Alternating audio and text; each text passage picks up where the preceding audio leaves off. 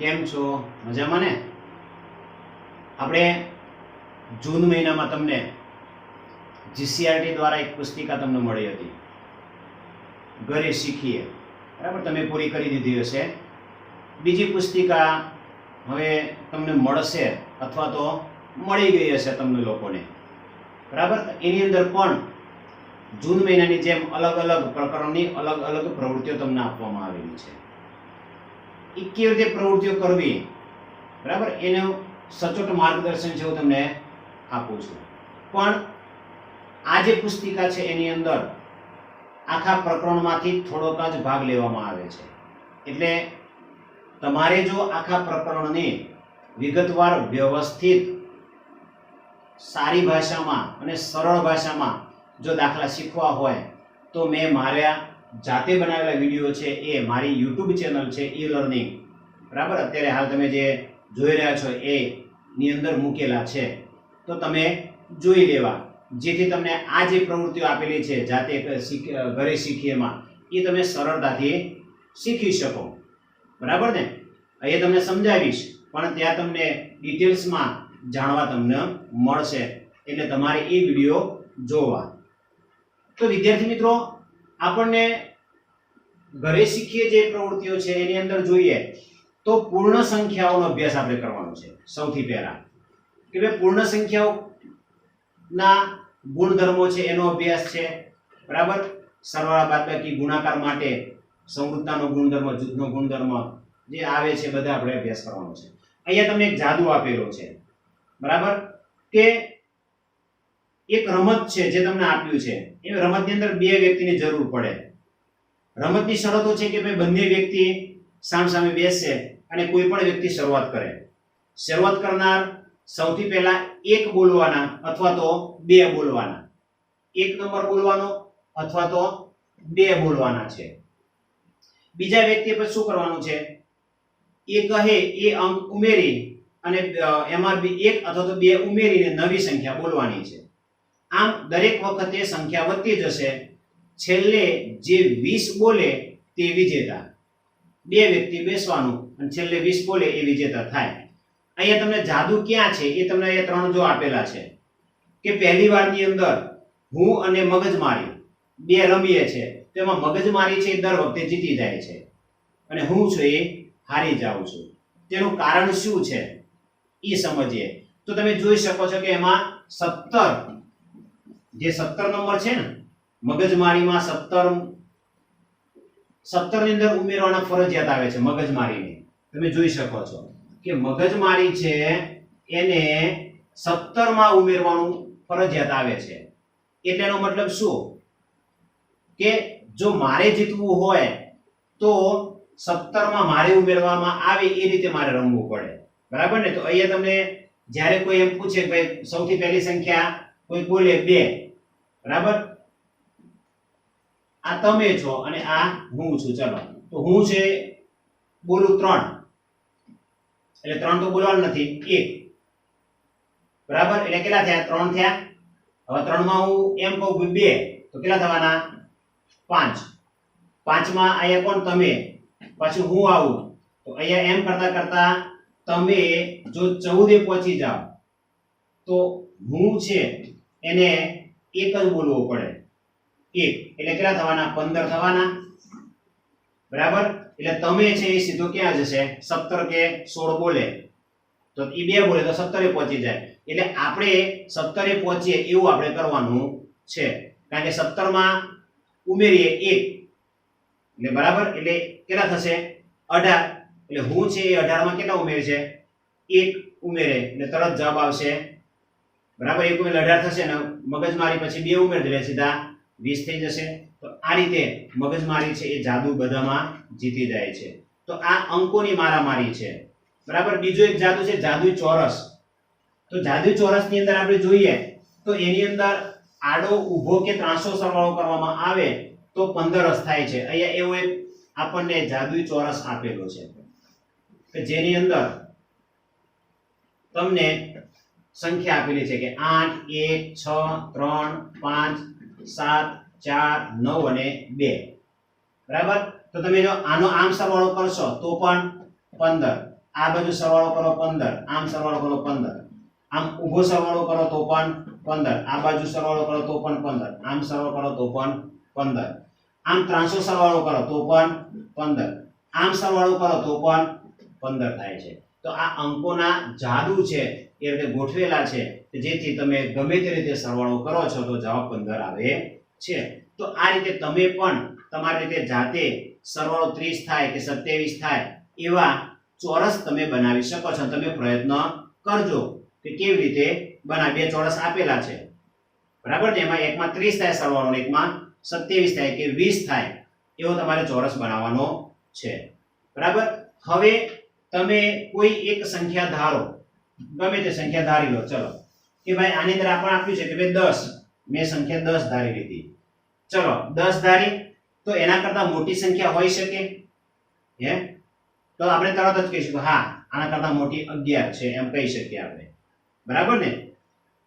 તમે સૌથી મોટી સંખ્યા કઈ, આપણે કહીએ ભાઈ બધી સંખ્યાઓમાં સૌથી મોટી સંખ્યા કઈ, તો તરત વિચારવું પડે. 10 થી મોટી કહે તો તરત ખબર પડે, પણ બધા કરતા સૌથી મોટી સંખ્યા પૂછે તો આપણે કહી શકતા નથી ભાઈ, તો ઘણી બધી અનંત સુધી વિસ્તાર પામે છે. એટલે સૌથી મોટી સંખ્યા આપણને મળતી નથી. પણ કોઈ એમ કહે કે સૌથી નાની સંખ્યા, તો તરત તમે બોલશો 1 બરાબર ને. તો સૌથી નાની સંખ્યા કઈ છે?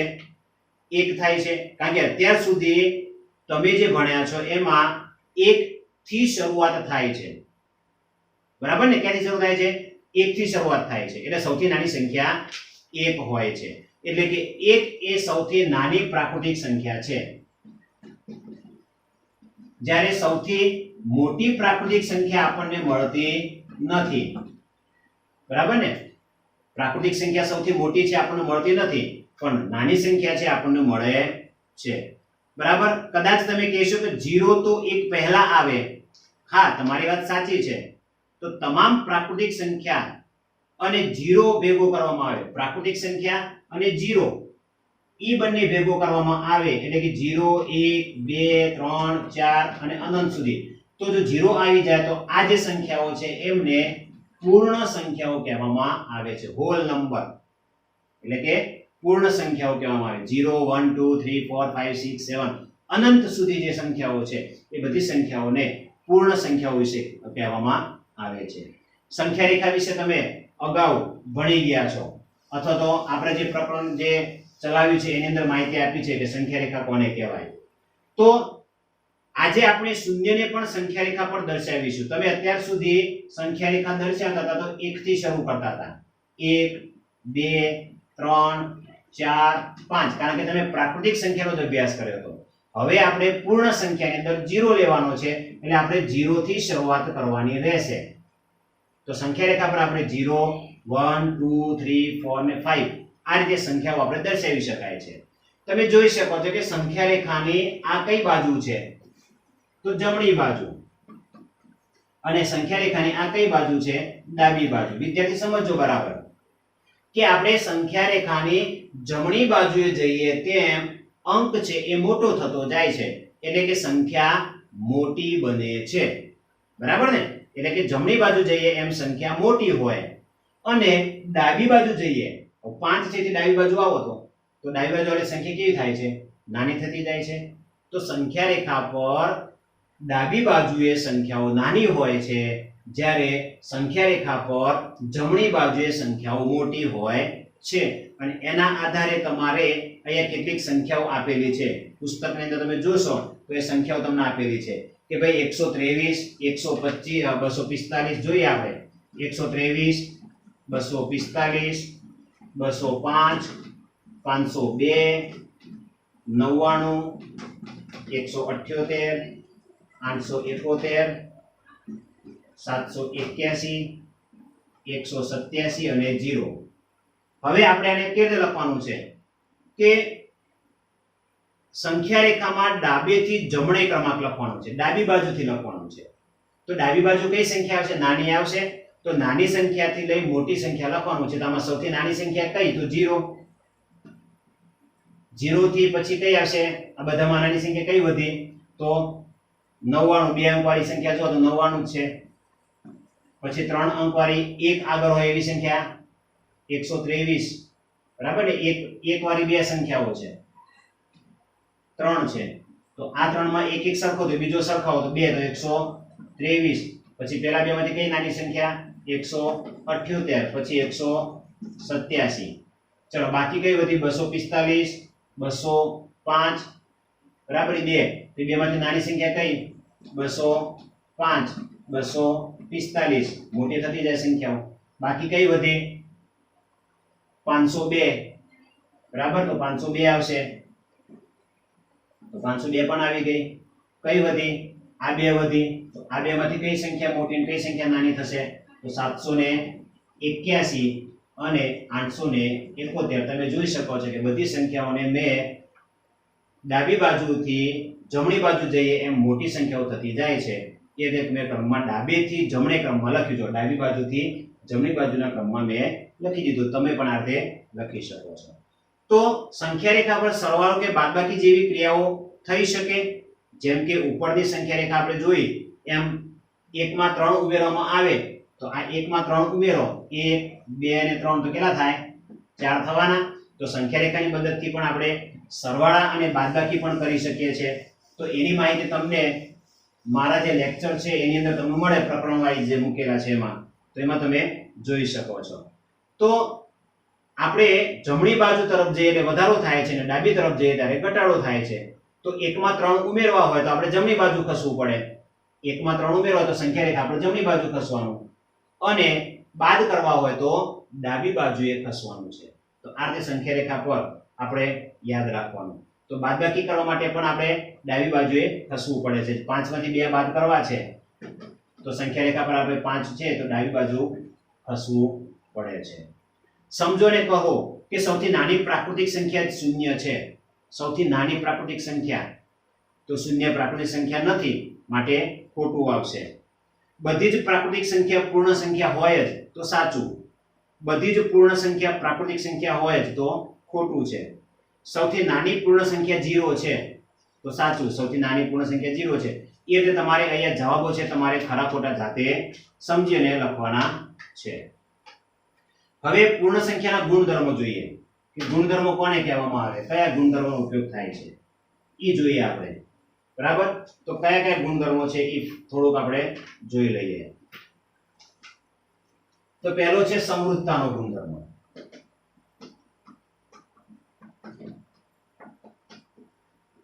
સમૃદ્ધતાના ગુણધર્મની અંદર આપણે સરવાળા માટે જોઈએ તો કોઈ પણ બે પૂર્ણાંક સંખ્યાઓનો જો સરવાળો કરવામાં આવે અને જવાબ જો પૂર્ણ સંખ્યા જ મળે તો એ સરવાળા માટે સમૃદ્ધ છે તેમ કહી શકાય. તો એ બે સંખ્યા આપણે 1 + 3 લીધી, જવાબ આપણને પૂર્ણ સંખ્યા મળે, માટે સરવાળા માટે સમૃદ્ધતા ધરાવે છે, બરાબર ને. એ જ રીતે બાદબાકી માટે જોઈએ તો કોઈ પણ બે પૂર્ણ સંખ્યાની બાદબાકી કરીએ, દાખલા તરીકે 5 - 8 તો જવાબ -3 મળે છે. તો અહીં પૂર્ણ સંખ્યા નથી, તો પૂર્ણ સંખ્યા નથી માટે સમૃદ્ધતાનો ગુણધર્મ છે જળવાતો નથી. તો બાદબાકીમાં સમૃદ્ધતાનો ગુણધર્મ જળવાતો નથી.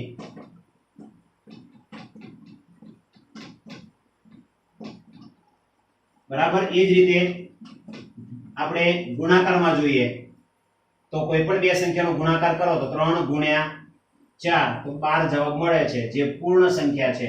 એટલે ગુણાકારની અંદર પણ સમૃદ્ધતાનો ગુણધર્મ જળવાય છે. ભાગાકારમાં જોઈએ કે 6/12 તો 1/2 મળે, તો અહીંયા પૂર્ણ સંખ્યા મળતી નથી, માટે ભાગાકારમાં સમૃદ્ધતાનો ગુણધર્મ જળવાતો નથી. તો કઈ કઈ સંખ્યામાં સમૃદ્ધતાનો ગુણધર્મ જળવાય, તો સરવાળા અને ગુણાકાર આ બે જ ક્રિયાઓમાં સમૃદ્ધતાનો ગુણધર્મ છે એ જળવાય છે એમ કહી શકીએ આપણે.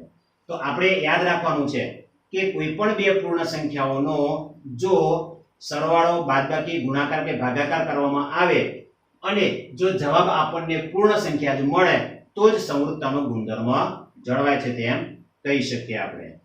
એ જ રીતે ક્રમનો ગુણધર્મ, તો બધા માટે આપણે ક્રમનો ગુણધર્મ પણ બધા માટે જોવાનો છે, બરાબર. તો યાદ રાખો વિદ્યાર્થી મિત્રો, સમૃદ્ધતાનો ગુણધર્મ છે શેમાં જળવાશે, ફક્ત સરવાળા અને ગુણાકારમાં. એ જ રીતે ક્રમનો ગુણધર્મ આપણે જોઈએ તો ક્રમનો ગુણધર્મ પણ આપણે સરવાળા માટે પહેલા જોઈએ. હવે ક્રમનો ગુણધર્મ એટલે કે કોઈ પણ સંખ્યાનો સરવાળો ગમે તે ક્રમમાં કરવામાં આવે જવાબ છે એ આપણને સરખો જ મળવો જોઈએ. દાખલા તરીકે 5 + 4 = 9 આપણને આપેલા છે. હવે આપણે આનો ક્રમ બદલી દઈએ, 4 + 5 કરી દઈએ, જવાબ શું મળે છે? 9. જવાબ સરખો મળે છે માટે ક્રમનો ગુણધર્મ જળવાય છે. બરાબર? એટલે કે સમક્રમી કહેવાય. શું કહેવાશે આપણે એને? સમક્રમી.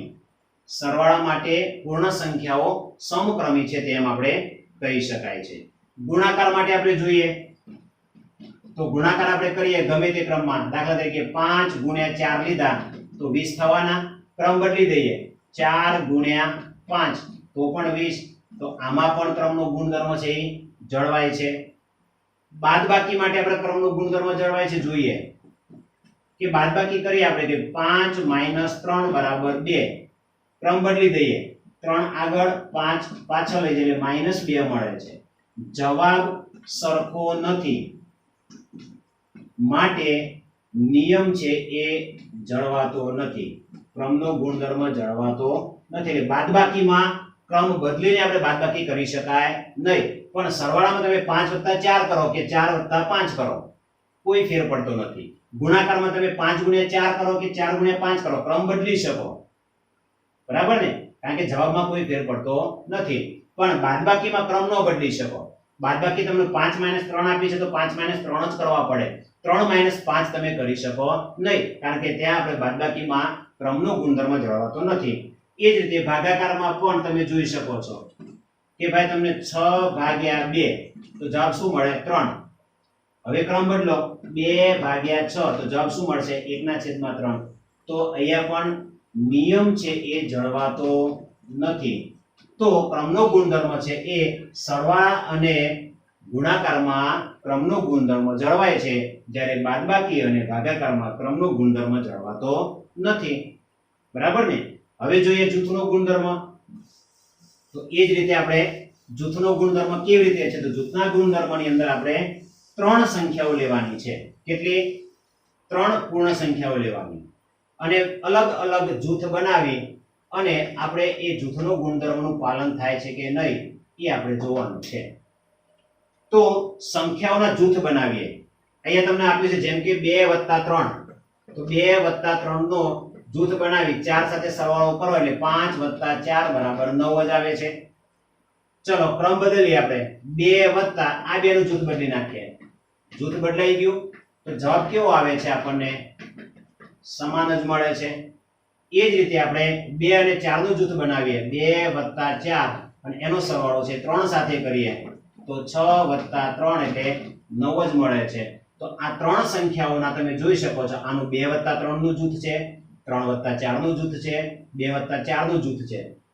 જવાબ છે એ સરખો મળે છે માટે સરવાળામાં જૂથના ગુણધર્મનું પાલન થાય છે. એટલે કે જૂથ બનાવીએ આપણે ચારેક ક્રિયાઓ તપાસીએ તો જૂથ બદલવાથી જવાબ આપણને સરખો જ મળે છે. તો આપણે કહી શકીએ કે જૂથનો ગુણધર્મ છે એ જળવાય છે. અને જો જવાબ આપણને બદલાઈ જાય તો જૂથનો ગુણધર્મ છે જળવાતો નથી એમ આપણે કહી શકીએ છીએ. તો સરવાળા વિશે તો આપણે જૂથનો ગુણધર્મ જોયો. ગુણાકાર વિશે જોઈએ આપણે. તો ગુણાકારની અંદર પણ આપણે આ જ લઈએ. 2 × 3 નું જૂથ કરી અને એને × 4 કરો તો 3 દુ 6 × 4 એટલે આપણને કેટલા મળ્યા? 24. એ જ રીતે જૂથ બદલી દો. 2 × 3 × 4 તો પહેલા જૂથનો ગુણાકાર કરો એટલે 2 × 12 એટલે 24. ખ્યાલ આવે છે વિદ્યાર્થી મિત્રો? હવે પછી શું કરવાનું? આપણે જૂથ બદલવાનું છે. તો વિદ્યાર્થી મિત્રો આપણે જૂથ બદલતા જવાનું. હવે 2 નું અને 4 નું જૂથ બનાવી દઈએ અને એનો ગુણાકાર 3 સાથે કરીએ તો 4 દુ 8 × 3 = 24. તો તમારી બુકની અંદર પણ તમે જોઈ શકો છો કે એવા ઉદાહરણ તમે બીજા આપેલા હશે પણ તમે જોઈ શકો છો. તો જૂથનો ગુણધર્મ છે એ ગુણાકાર માટે જળવાય છે કારણ કે દરેકનો જવાબ કેવો મળે છે? સરખો મળે છે. એટલે કે પૂર્ણ સંખ્યાઓ ગુણાકાર માટે પણ જૂથનો ગુણધર્મ જળવાય છે. ભાગાકારમાં છે એટલે કે બાદબાકી જોઈએ તો બાદબાકીમાં જૂથનો ગુણધર્મ છે જળવાતો નથી.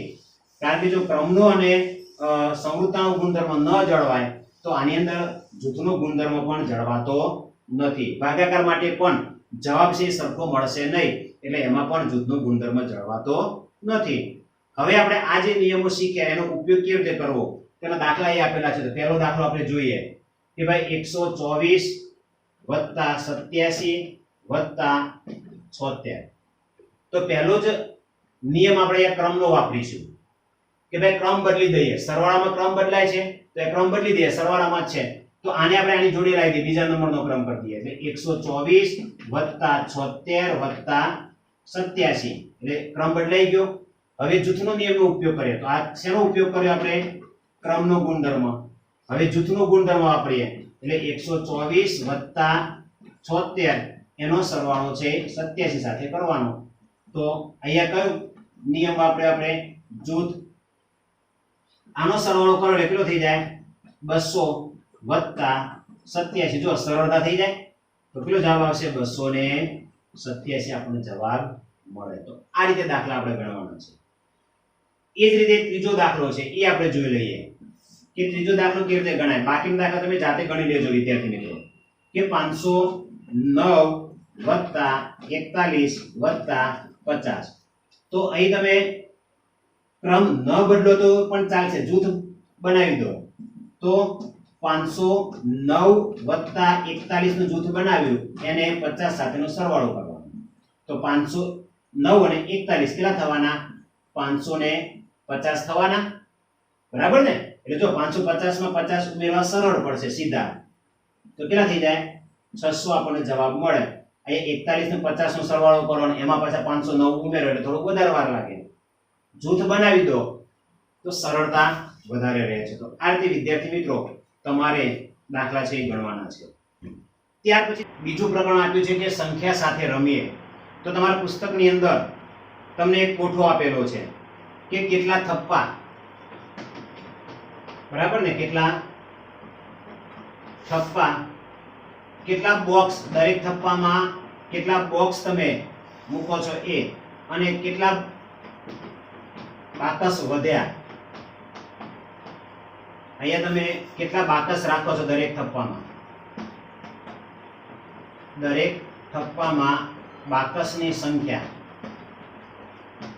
બરાબર ને? દરેક થપ્પા છે એ સરખી સંખ્યાની અંદર બાકસ સરખી સંખ્યામાં હોવા જોઈએ. તમે 2 બનાવો, 3 બનાવો, 4 બનાવો, પણ દરેકની અંદર સંખ્યા સરખી હોવી જોઈએ. તો અહીંયા તમને 12 બોક્સ આપેલા છે, 12 આપણને આપેલા છે. કેટલા? 12 બાકસ આપ્યા છે. જો હું એક થપ્પો કરું તો એની અંદર કેટલા બાકસની સંખ્યા? 12 હશે, કોઈ વધશે નહીં, બરાબર ને? ચલો હું બે થપ્પા કરું કે ભાઈ આ એક બાકસ, 2 3 4 5 અને 6, 1 2 3 4 5 અને 6, તો 6 છના 2 થઈ ગયા એટલે 12 થઈ ગયા. તો 2 થપ્પા કરું તો દરેક થપ્પામાં કેટલા આવશે? 6. હવે અહીંયા આગળ 3, જો 3 થપ્પા કરું તો 1 2 3, 3 થપ્પા કરો, 1 2 3 કર્યા, 1, તો દરેક થપ્પામાં કેટલા આવે છે? જો 4 4 4 12 થઈ ગયા, તો દરેક થપ્પામાં કેટલા આવે છે? 4. એ જ રીતે 4 હું લઉં દરેક થપ્પામાં તો કેટલા થપ્પા થશે? 3. 5 લઉં, ચલો 1 2 3 4 5 નો એક થપ્પો, બીજો થપ્પો 5 નો કરો, 1 2 3 4 ને 5. તો ત્રીજો થપ્પો 5 નો થાય છે, 12 છે તો 2 12 જ થયા, તો 2 વધ્યા, તો 5 ના કેટલા થપ્પા થયા? 2. અને કેટલા બાકસ વધ્યા?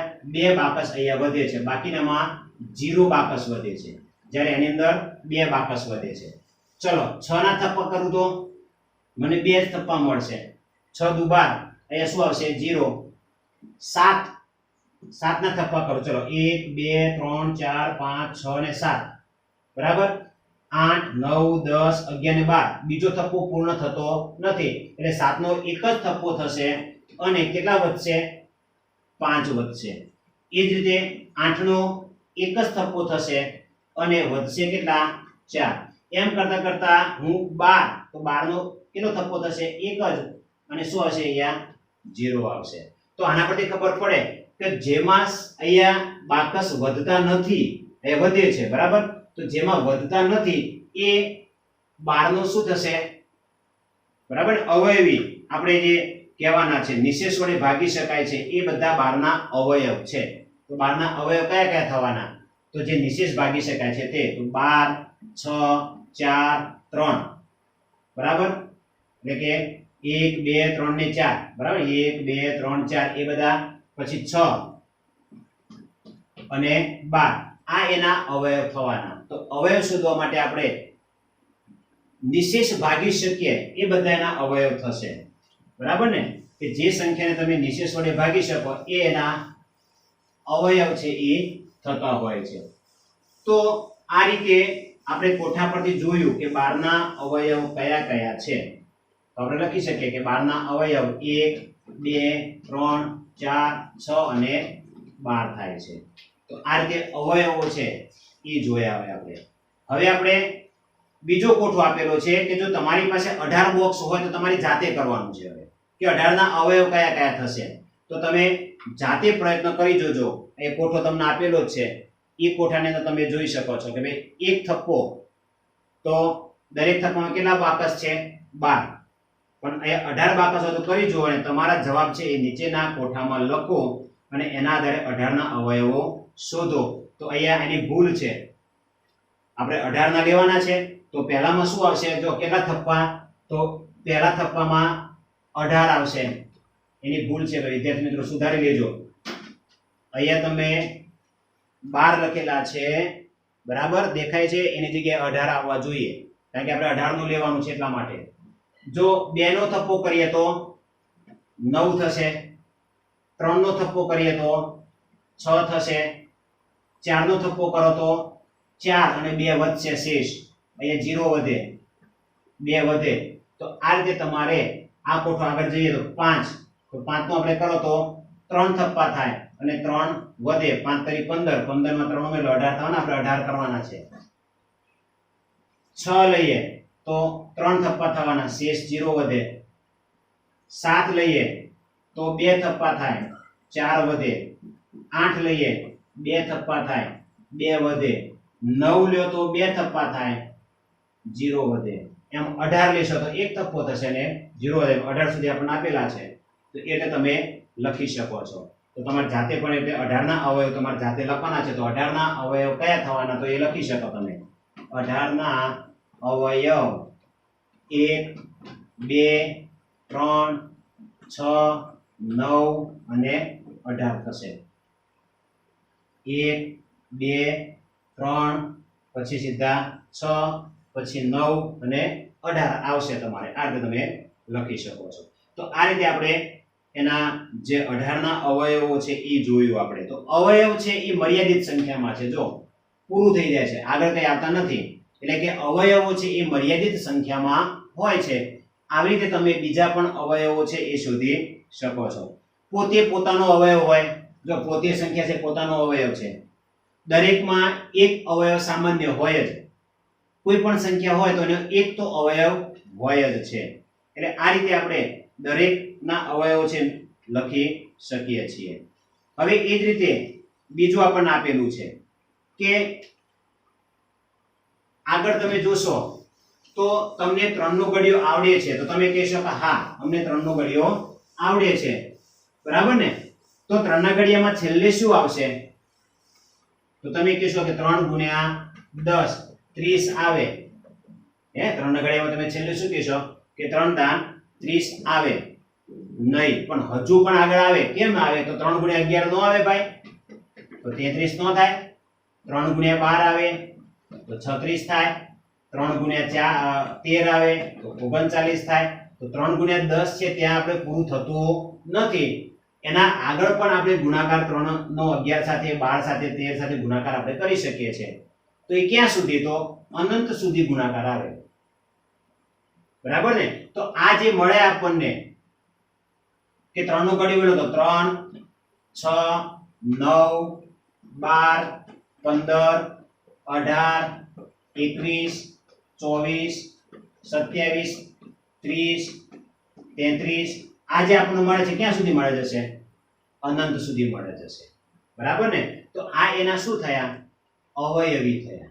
તો 3 ના અવયવી કયા? તો 3 નો ઘડિયો બોલો ત્યાં સુધી. તો 3 નો ઘડિયો ક્યાં સુધી હોય? અનંત સુધી હોય છે. તો અવયવી છે એ ક્યાં સુધી આવશે? અનંત સુધી આવશે.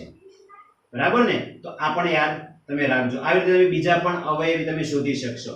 તો અવયવી છે ઘણા બધા હોય છે અનંત સુધી.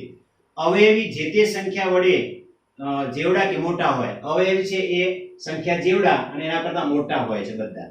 અને અવયવ છે એ સંખ્યા જેવડા અને સંખ્યા કરતા નાના હોય છે, મોટા હોતા નથી. પોતે પોતાનો અવયવી હોય. 3 છે તો 3 પોતે પોતાનો અવયવી છે. તો આ જે ઘડિયા આવડતા હોય તો તમને બીજા પણ અવયવ તમે જાતે શોધી શકો છો. હવે આપણે આગળ જોઈએ કે તમને ઘડિયા આવડતા હોય તો તમે કહી શકો કે 87 ને 3 વડે ભાગી શકાય છે. બરાબર ને? ઘડિયા આવડે છે તો તમે કહી શકો કે 27 ને 3 વડે નિશેષ ભાગી શકાય. તો તમે ભાગાકાર કરીને કહેશો કે ભાઈ હા, પણ આપણે સીધું કેવું હોય તો કોઈ એક સંખ્યા આપણે આવીએ કે ભાઈ 589 છે. હવે આને 3 વડે ભાગી શકાય કે નહીં એ મારે જોવું છે. તો શું કરીશું? તો અંકોનો સરવાળો કરવાનો. ધ્યાન રાખજો, કોઈ પણ સંખ્યા આપી હોય એને 3 વડે ભાગી શકાય કે ન ભાગી શકાય એ શોધવા માટે અંકોનો પહેલા સરવાળો કરવાનો. 5 + 8 + 9 કેટલા થવાના? 8 ને 9 17. 17 ને 5 કેટલા થશે? 22 થાય. બરાબર ને? એટલે કે 5, 8 અને 9 એનો જે સરવાળો છે એ કેટલો થયો? 22. સોરી, હા, 13 ને 9 22. હવે 22 છે એનો 2 અંક છે એનો સરવાળો કરો 4. અથવા તો 22 છે એને 3 વડે ભાગી શકાય? તો ના ભાગી શકાય, કારણ કે એનો સરવાળો જે કરો 4 થાય તો 4 ને 3 વડે ભાગી શકતા નથી. તો અહીંયા તમને ખોટું આપ્યું. જો તમને 589 આપ્યા છે તો 589 નો સરવાળો જ ખોટો તમને આપ્યો છે. પહેલા તો એ બુક ની અંદર તમે જોઈ શકો છો ખોટું છે. અહીંયા જે આપ્યું છે બુકમાં સાવ ખોટું આપ્યું છે, સુધારી દેજો. એની અંદર રકમ આપણે આ રીતે લખી શકીએ. ચલો, બરાબર? કે બીજી કોઈ રકમ લઈએ આપણે કે ભાઈ 1452. બીજી એક રકમ લઈએ 389. આનો સરવાળો કરો. ચલો, તો કેટલો થશે? 8 નો 17 ને 3 20. 20 3 વડે ભાગી શકાય? ના ભાગી શકાય. માટે આ 3 વડે નિશેષ ભાગી શકાય નહીં.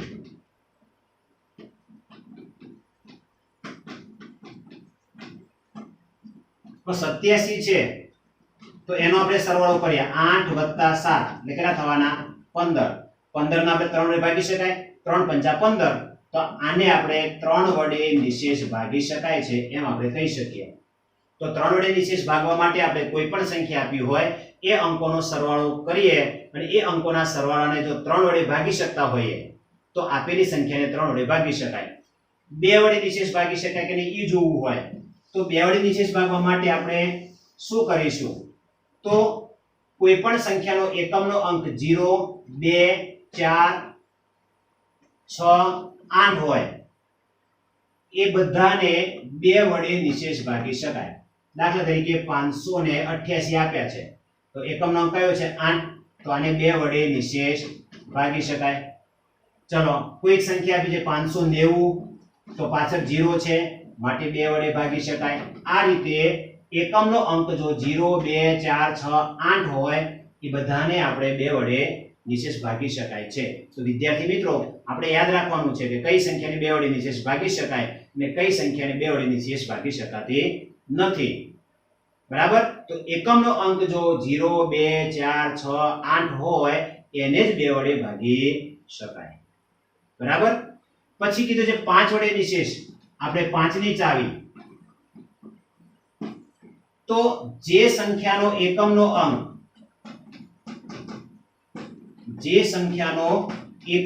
અંક 0 કે 5 હોય તેને 5 વડે નિશેષ ભાગી શકાય. 525 તો 5 વડે ભાગી શકાય.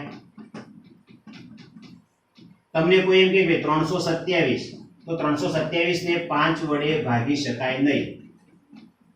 કેમ? કારણ કે અંતિમ જે અંક છે એ કયો છે? 7. જો 0 કે 5 હોત તો ભાગી શકાય. તો જે સંખ્યાના એકમનો અંક 0 અને 5 હોય એને 5 વડે નિશેષ ભાગી શકાય છે. તો આ રીતે આપણે 2 ની ચાવી, 3 ની ચાવી, 5 ની ચાવી આપણે શીખ્યા. પ્રકરણ આગળ તમે જોશો ત્યારે એની અંદર બીજી ચાવીઓ પણ આપણને આપેલી છે. તો આ રીતે આપણે વિભાજ્યતાની ચાવીઓ છે એ સમજી શકાય. તો ફરીથી 2 ની વિભાજ્યતાની ચાવી કઈ? તો જે સંખ્યાને આપણે જે સંખ્યાનો એકમનો અંક 0, 2, 4, 6, 8 હોય એને 2 વડે ભાગી શકાય. 3 ની વિભાજ્યતાની ચાવી શું? તો અંકોનો સરવાળો કરવાથી જો એ અંકને 3 વડે ભાગી શકાય તો એ 3 વડે ભાગી શકાય છે એમ કહી શકાય. 5 ની ચાવી છે તો એકમનો અંક 0 અને 5 હોય એવી સંખ્યાઓ 5 વડે વિભાજ્ય છે એમ આપણે કહી શકીએ. આ રીતે વિદ્યાર્થી મિત્રો આટલું યાદ રાખવાનું છે.